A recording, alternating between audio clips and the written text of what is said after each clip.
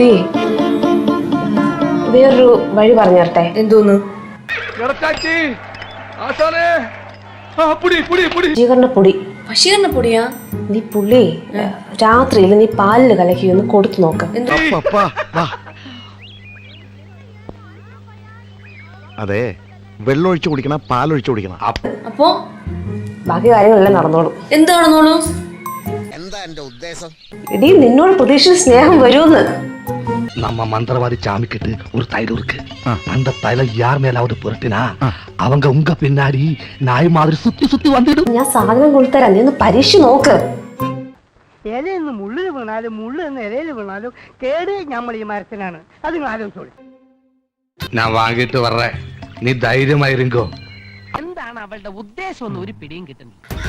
എന്റെ അമ്മയ്ക്ക് ചോദിക്കാതെയും പറയാതെയൊക്കെ വെള്ളം കൊണ്ടുവന്ന് തരാൻ ഞാനുണ്ട് ട്ടോ ഇവിടെ. ஐயோ, பொண்ணு மேல தேக்க சொன்ன தைலம் குதிரை மேல தேய்ச்சாச்சா?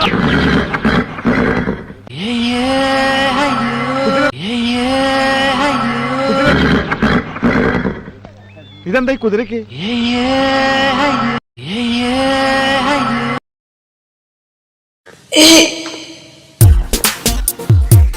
മനഃശക്തി തരണേ.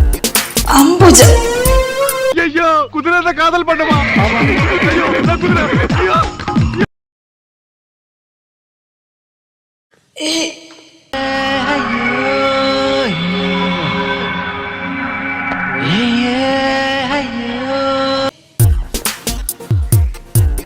അംബുജ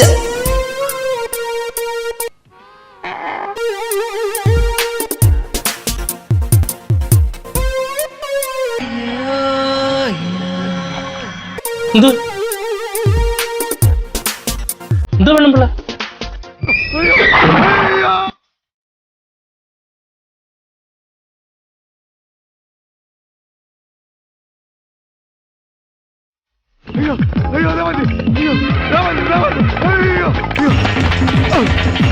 മോളെ ഞാൻ പോവാ, എനിക്കൊന്നും വേണ്ട.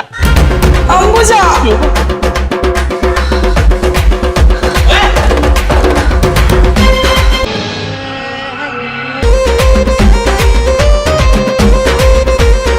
അംഗബലം കൊണ്ടും ആയുധബലം കൊണ്ടും മംഗലത്ത് വീട്ടുകാരെ തോൽപ്പിക്കാനാവില്ല മക്കളെ.